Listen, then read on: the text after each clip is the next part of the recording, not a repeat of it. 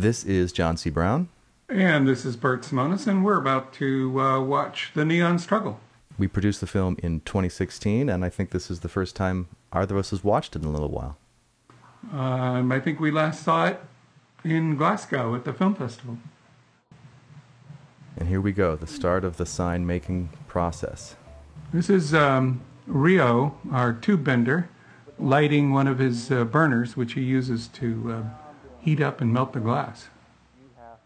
And here you can see that he's actually joined two pieces of glass together. You might notice that Rio's got this round cut right above his eye there, and he got that when he was taking down some glass tubes, and one of them slid, and he's very fortunate because it missed his eye by about 1.5 inches or so.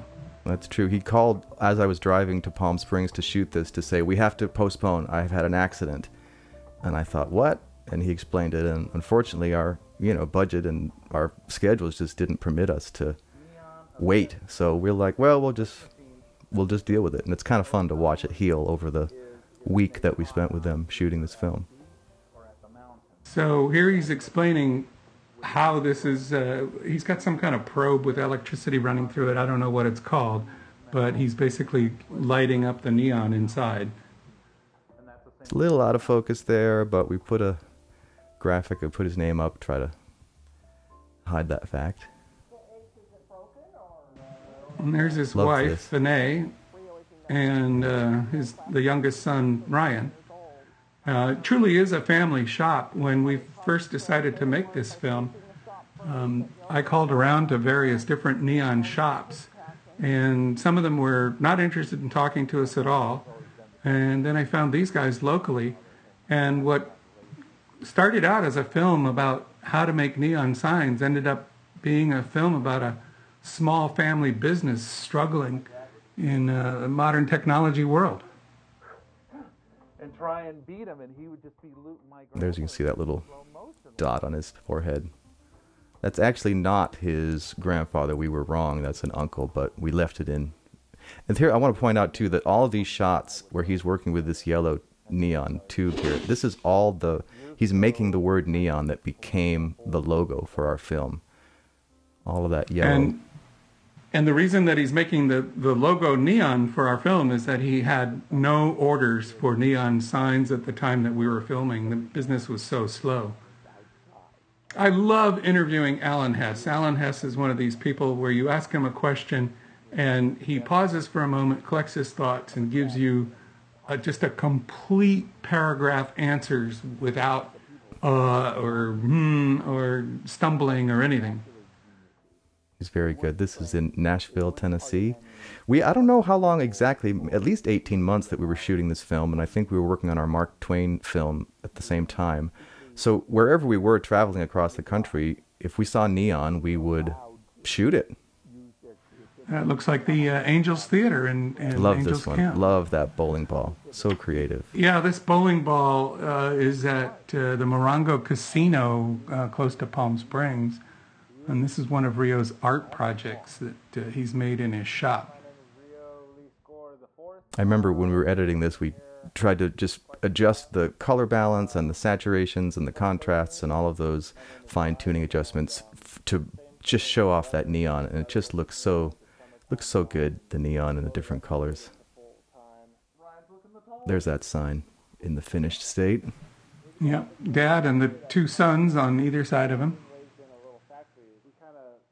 And you can see it's kind of a small little shop full of all kinds of building materials. Oh my gosh. When we found out that he could play the guitar like this, he and his brother learned to play this song by watching the man on YouTube play it over and over and over again. And when we knew Ryan could play the guitar like that, wow, what a gift to us as filmmakers. Especially, as Bert said, as the story started to unfold, that this wasn't just about how neon is made. This was about this family trying to keep it together. And with business being slow, it provided a lot of downtime, so they were able to watch that YouTube video over and over and over again until they learned how to play the song. If it's neon, then Pops is over there bending it, and then we gotta line the path. Love that reflection of the neon in his glasses and on his arms. Great shot here. Everyone working, the whole family involved in this business. But Dad blowing the glass. Yeah, Dad is the glass blower, and he's been doing it, as I think he mentions, for 30 plus years. Remember this visit? That crazy you guy found this guy, right? The crazy guy in the chicken coop. When we first walked in there and he turned the power onto this place, I saw these bare wires up near the ceiling and quickly realized that he had 100 amp service running through those bare wires. And of course, all our equipment, our tripods and light stands are metal. And I was telling John, it's like, watch out for these wires. All he does is like alligator clip, you know, a partially completed neon sign to them, and that's how he's got power. I remember you warning me. Yeah. I didn't want to during the shoot, we were like, be careful, Yeah, don't touch anything metal in here. no sense getting electrocuted in Reno. We were in Reno for the film festival with 88 Days, correct? Yeah. And we took advantage to... In fact, I remember we sent our paperwork into PBS from Reno. We had completed it. Yeah, for that's that right. That's broadcast. I love the point he makes here, though, and the joke. Yeah, he was quite the character, I thought, in his converted chicken coop there. Love this high angle shot here. There's the end. You can kind of see it, but it's backwards, and it's also backwards on the trace that he's got going on there. Even though we asked him to make quite a simple sign, I mean, the sign basically spells out neon. He made a template and had that, you can see it laying on his workbench, and he cut and bent the glass to fit his template exactly, so that, you know, he could produce exactly what we were asking for. This may have been one of the first moments at this part of the interview where you and I started to realize that this film was about something other than maybe what we thought it was.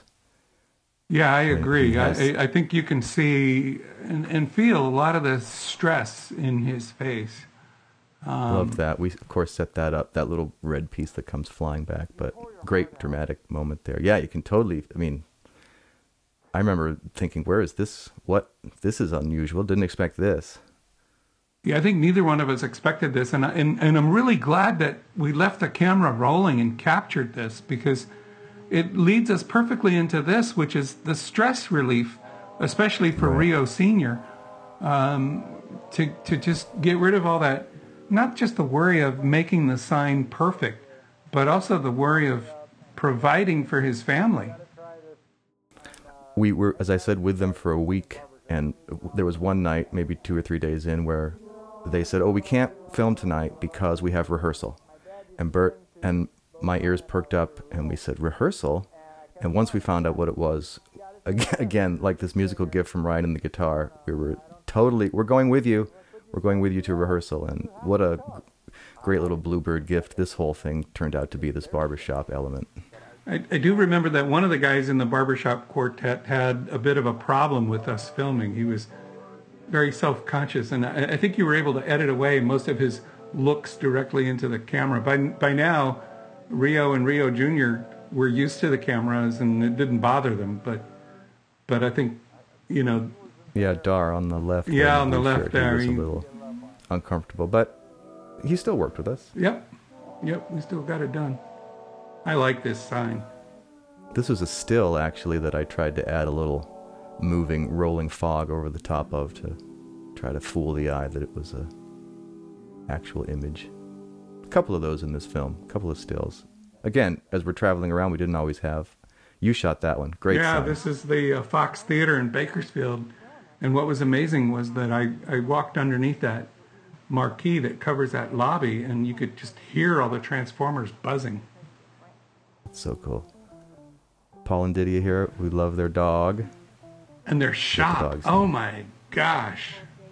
Super noisy to shoot for, but it's like I want to send hoarders from TLC into that shop.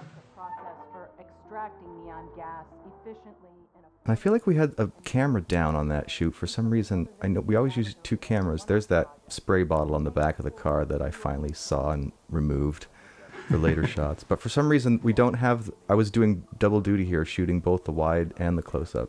I think there was a camera down on that shoot for some reason. Either that or we didn't have room for a second camera. I mean, that shop was pretty packed. Could have been. And Paul's got a lot of interest, everything from motorcycles and classic cars to restoring neon signs. Off all the buildings. It's what people would call sign clutter later. So neon entered into a world that was already lit, right? That was already full of There, signs. that spray bottle's gone. New technology, and it caught on only slowly. Look at this. Watch, look at that. In order to make neon, you had to invest in the equipment. So incredible. I remember the first time we went over there, Bert, you took me over there, and the first time I saw him blow into the glass, it was like he was playing an instrument. It was, I just thought, wow, this is really art. Yeah, it truly is. I mean, these guys are not only electricians, they're also chemists and artists, and all rolled into one. A little nod to our last first comic. Another great neon sign in Santa Monica. That's in the valley somewhere, and it looks modern, but it's more like 50 years old.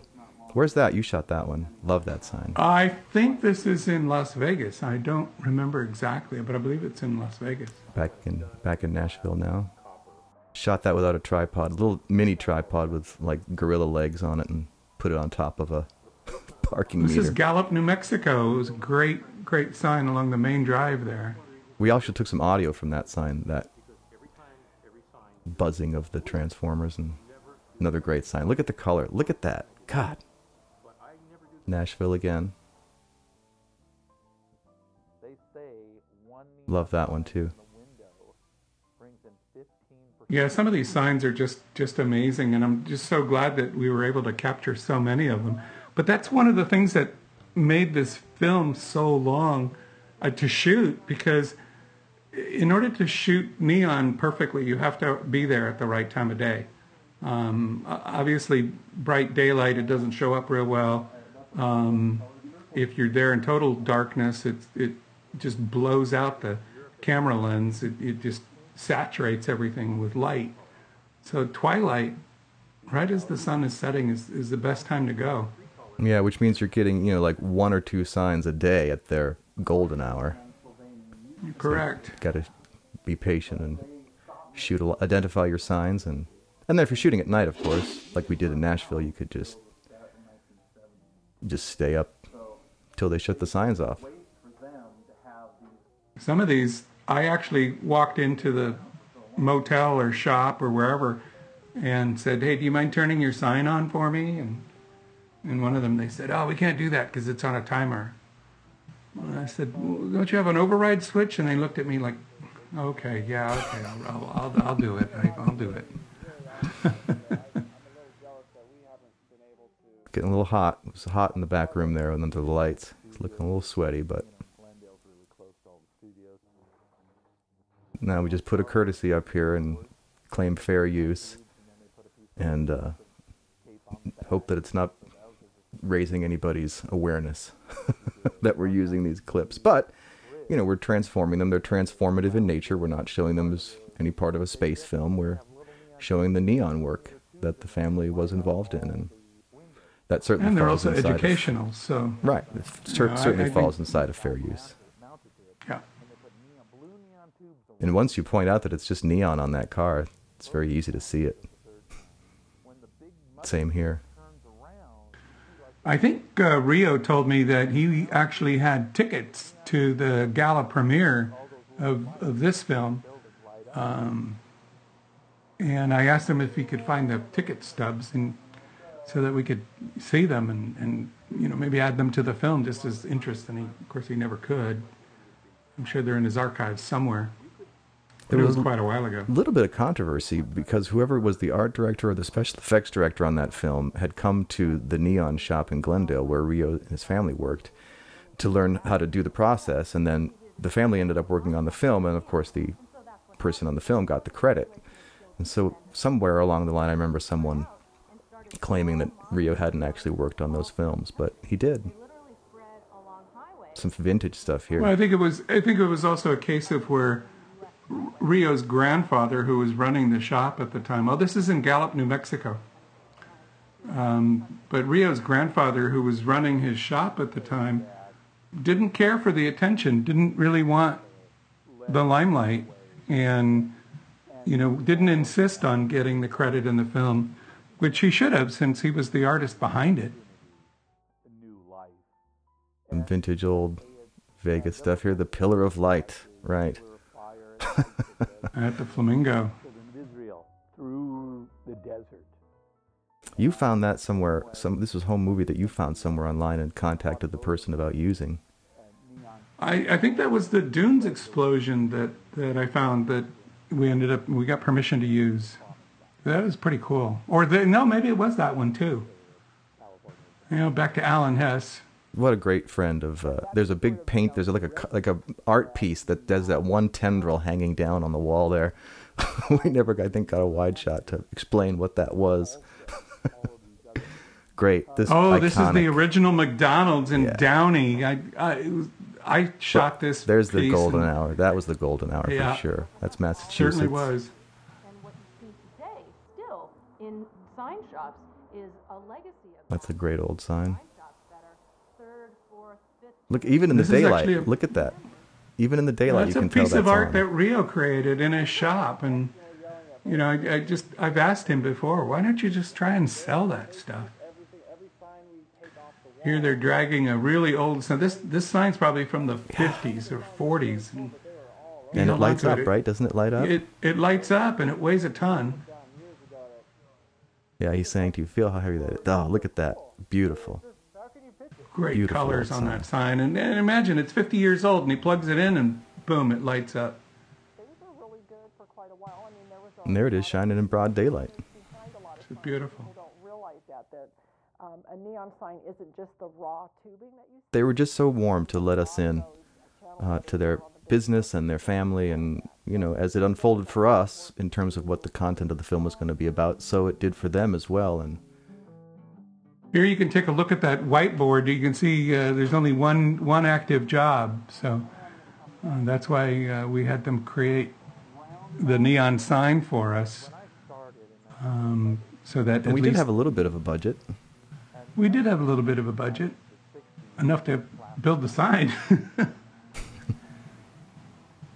If you're watching this, we humming in the background, I think here. We do things on the, I don't want to say cheap, but we do things on a minimal budget. That's right. There's my cameo where I was literally so impressed to watch the mercury move through the tubes that I said, "Oh wow," forgetting that I was actually shooting. Yeah, they have to put each sign or each piece of neon through a kind of a burn-in process. It takes a few hours, and they actually run mercury inside those tubes to, I don't know, it reacts with the gas in some way, and off it goes. Working here, I mean, we're down to just me and my brother. That's how we're kind of operating these days. Here we are. Again, this was not only good for emotional, it's just a good release, B-roll, visual. Let's go somewhere else. And they don't sound half bad. I was going to say, they really sound pretty good, really. I mean, we didn't do any sweetening of their vocals. Great shot there, father and son, both reading the music. I realize every time I say great shot that we're complimenting ourselves, but I guess that's the nature of a director's commentary on a film like this. Part of the sad story of Neon is that it's building up, and then the door is slammed. You know, this guy really knew what he was talking about.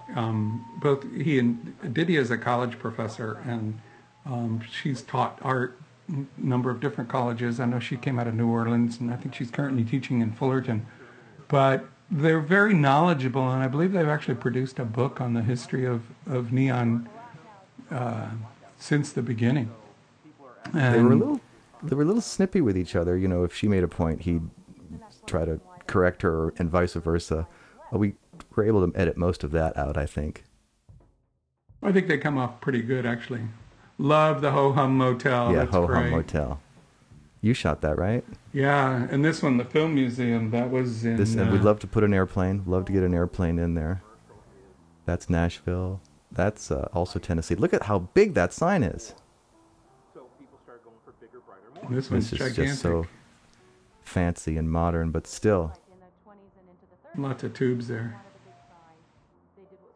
Great example of that single stroke neon.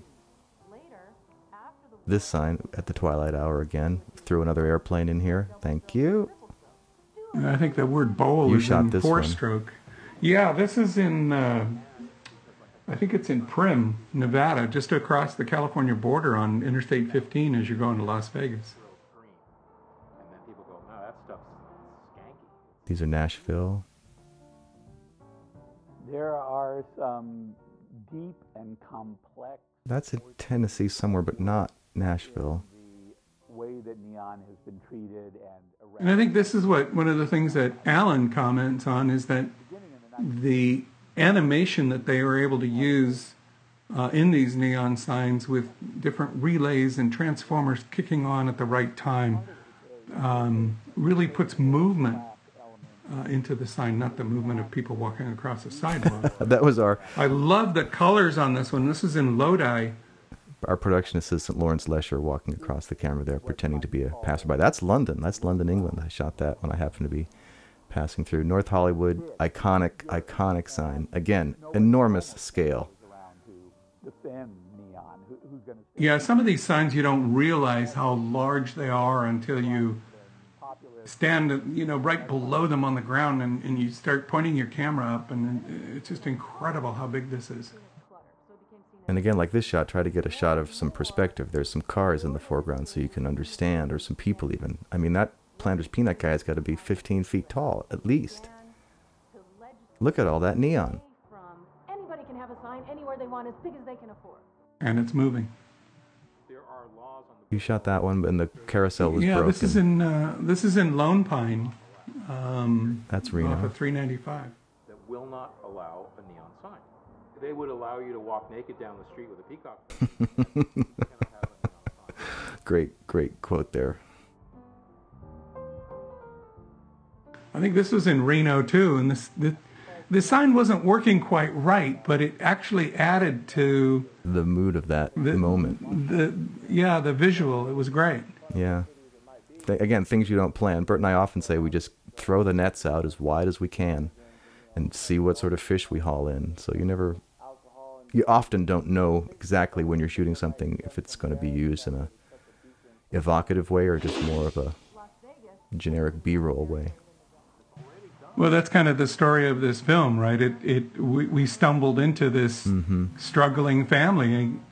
I mean, I think the original working title of this was just The Neon Movie. That's right. And, you know, when I think after Rio said the struggle, and we actually saw the struggle that he and his family were having, it was pretty obvious what the film's title I think you came up with I think you came up with that, or at least pointed it out to me that Neon Struggle is definitely the way to go. This was, you know, we pulled up very quickly. I got out of the car. Bert stayed in the car. I shot this. We slowed it down. I mean, literally, we were there for 10 seconds, and somebody was out the door saying, "What are you guys doing?" And we got back in the car and split. Yeah, the security guy was on us pretty quick, but it was their sign, and we did. We were on a public street, so. Oh, this is the Dunes implosion video. I found this on YouTube and contacted the owner and asked him if we could use the clip, and he said, yeah, sure, as long as you provide a credit. So we had a little bit of emailing back and forth. He wanted to know what we were doing, and I think we actually sent him a copy of the finished film. But it's just so essential to have that footage with what Alan's talking about here. This next shot, I think, is yes, we found this was part of a Las Vegas television commercial. This clip was literally like half a second long, and I just had to slow it down. From the 70s, it was some sort of a commercial to come to Vegas, and it had this quick shot of the Dunes sign. Again, on archive.org, a great resource for documentary filmmakers. What a shame, right? Yeah, especially with the last 30 minutes of film, it just breaks your heart. Yeah, I mean, blowing up the building is one thing, but blowing up the sign hurts. With the LEDs and all of that, and you can go there now. This is the Neon Boneyard, also in Las Vegas, where they have a lot of these old casino signs. Unfortunately, a lot of them don't work. And I was shooting across the street, and a security guard was watching me, but I was ready to say, hey, look, I'm on a public sidewalk, and, you know. Right, because the fees to shoot in there are ridiculous. Yeah, the fees are quite high.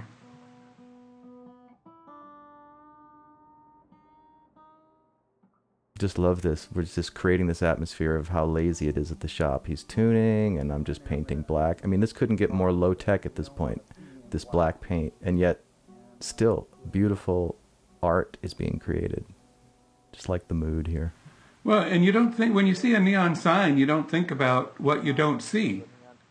And the reason that you don't see it is because they cover it up with that black paint. By hand, all by hand. Yeah. It was interesting. I don't think we've actually put it in the film, but one of the things that I asked Rio about, of course, you know, he worked under his grandfather, and he has actually repaired signs that his grandfather made.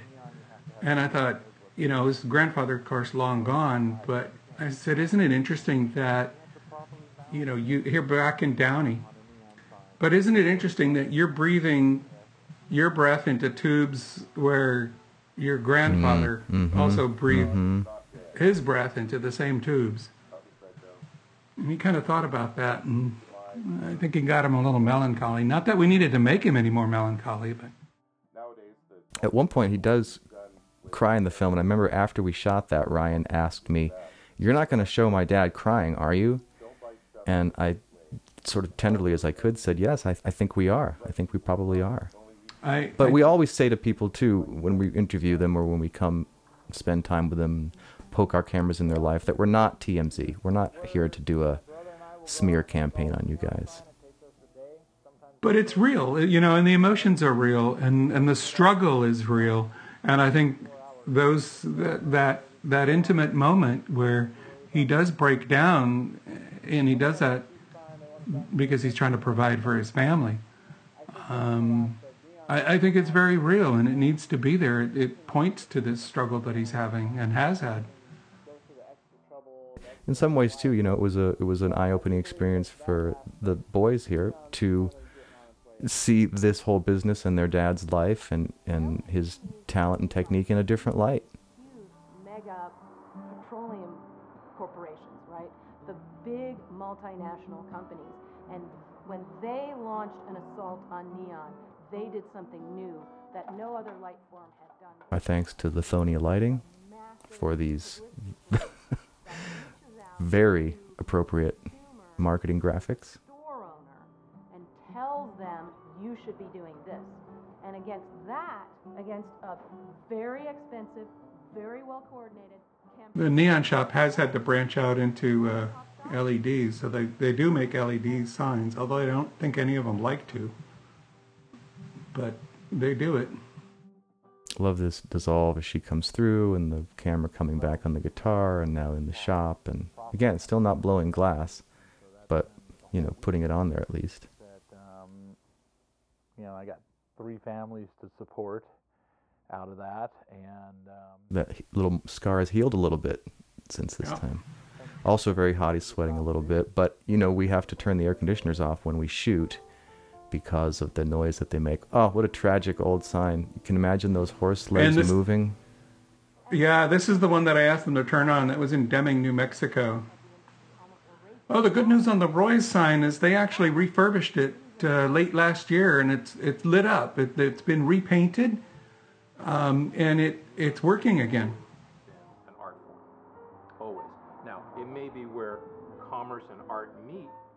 It wasn't hard to find signs that looked a little, I know these aren't they, but that looked a little sad for where we're coming to, where, you know, looked like they just hadn't had the repair that they should have. Unfortunately, as much as we love the beautiful signs, the signs with letters missing or parts of it not working or helping us to tell the story. Art and commerce. We're standing next to Powell, which is probably one of the most... I think Chris in his store sold probably 3 or 4 of these signs for Rio. And I put Rio and Chris into contact. I've known Chris for a long time. And I was actually hoping that Rio could kind of expand on this. But as a true artist, you know, he doesn't want to do kind of assembly line work. I said, you know, you could do POW signs, you could make 10 POW signs And it just, at that point, it becomes a job as opposed to being creative. Yeah, and solving new challenges and new problems. I mean, I think that the challenge and the struggle and the risk is what, look at that, is what keeps artists moving forward. Look at that, just very creative and bendy. Love this one too. I love this. He actually took an old vintage radio and added neon rabbit ears with that kind of wave in between them. Shot that one from 100 different angles to try to find the most interesting. So, but that's with anything. It's all about establishing yourself in a market. But it's getting there that's the problem. I don't think we'd have a problem, Dylan. It's just getting in that mindset of presenting yourself. I think one of the issues that they have is that, they are artists. But as artists, they're sign makers first. And as artists, what channel do they find? Where do they sell their art? How do they sell their art? And they're not the kind of people that go out and peddle this stuff. Which a lot of artists aren't. A lot of artists just do their art. Oh, I wanted to point out something here. Here's the family getting together for dinner. The woman sitting next to Fanae, the mom, is Kat. That's Rio Jr.'s wife, and she was pregnant at this. But notice that there are 2 extra plates set at the table. John and I were accepted into this family and were invited over to shoot them during dinner, and they fed us. We're like, you start eating first because we need the shot. Thanks for the food, but we need us out of it. There's a big family pot of pasta sitting on the table. They're just so gracious, and Bert and I sometimes say they're willing to play. And this family was definitely willing to play with us. Get in the sandbox and play. Tell stories. Once again, Rio Sr. made the glass, and Rio Jr. is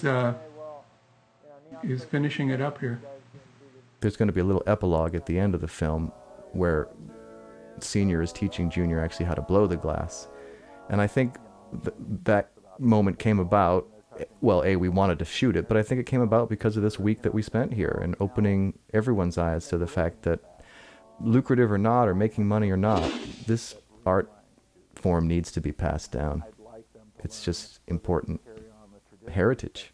And this little scene here is actually prompted by me asking them, why aren't you teaching your boys how to do this? Roadrunners Retreat is on the old Route 66. This part of Route 66 is closed now, but it's just past Amboy where the big Roy's sign is. Imagine that sign actually working, that Roadrunner sign. This is in Needles, California. Found a number of different motels that were once along Route 66 that are, of course, now closed. This is how Rio cut himself. You notice he's now not standing directly underneath the glass tubes. Glass benders anymore, like there was. And here's our finished sign now, ready to hang. I can see it's got the black paint on it. By the way, I still have that sign. It hangs in my living room. When we got it back in 2016, I hung it up, I plugged it in, and it's on 24/7 and has never wavered. There we can see a little bit of tear catching that light. A lot of pressure. At least we were together as a family. Because everybody can relate. Everybody can relate. Here we're letting our dinner get cold, Bert and I, for the... Had a lot of ups and downs, and it's been tough. For the shot. And, with my 2 sons, Rio was going to junior college and working. Just a quick update. Kat, Rio Jr.'s wife, was pregnant when we were shooting this, and their little girl is now 4 years old. And they've had a little boy about 1.5 years or 2 years ago. And they moved to Utah. I'm not quite sure what Rio Jr. is doing right now, but he's not working for Dad in the neon shop anymore. Oh, I didn't know that. Is Ryan still there? I believe Ryan is still there. I really need to go by and say hello, and I've kind of been busy with other things, and of course now under lockdown, right. Nobody's going anywhere. But I'm sure I could swing by, and Rio and Fanae have become good friends, and we've been invited to their house a number of times. Did the right thing or We often say, Bert and I, that, you know, for this family, we came and we're gone in a week. And then for Bert and I, we come for a week, but we live with them in that week for another 6 months. So we really feel like we know these people very intimately because we spend so much more time with them digitally than we actually spend with them physically. Yeah, it's kind of interesting when you're editing and reviewing and editing some more and reviewing some more that, you know, you're seeing them on your screen in your office or in your workroom, and you form this intimate relationship with these people on your computer. It's true. And then when you see them again, they go, "Oh yeah, I remember you from a couple of months ago. Hey, I know that shirt." Because you sit with it for so long and you really study. Here's Bert's cameo, the sneakers sweep. This was just an old sign that they had that they said we could throw on the ground for dramatic effect. There you are. This is a drone shot. Yeah, and it was kind of interesting because the best way to film a shot is actually to fly the drone backwards so that you don't get the propellers in. And I had to be real careful because there's some power lines just past this. And so I had to raise the drone up and fly it up above the power line so that the drone wouldn't get tangled in the power lines. Anymore, we contract that drone work out just because for the amount that we use it, it's... Look at how proud Rio Sr. looks. Look at the look on his face as his son is this welding. Was fun. This shoot, I was home in Northern California watching it all on a FaceTime or Skype or something, and sort of giving my 2 cents as we went along, sort of being there virtually. You were directing the shot, and I was just the camera operator as they were doing it. But I just love the look on his face. It's just so cool. Making his first bends, making his first joins there. Well, that's the Neon Struggle. Thanks for sitting with us and watching it. Thanks to this quartet for providing this terrific music for the credits of our film. And a really big thank you to the production assistants that you see here. They provided either assistance with camera work or making sure that nobody ran into us while we were maybe filming in Las Vegas. Right, or gave us a place to stay. Gave us a place to stay, or gave us a ride, or a number of other things. Shot some footage for us, a couple cases. Well, that's the additional footage credit, sorry. So yeah, that's it. All right, John. Thanks, Bert. This was great fun, and we should do another one sometime. Sounds good. I'm up for it. Thanks for watching, everyone. Bye.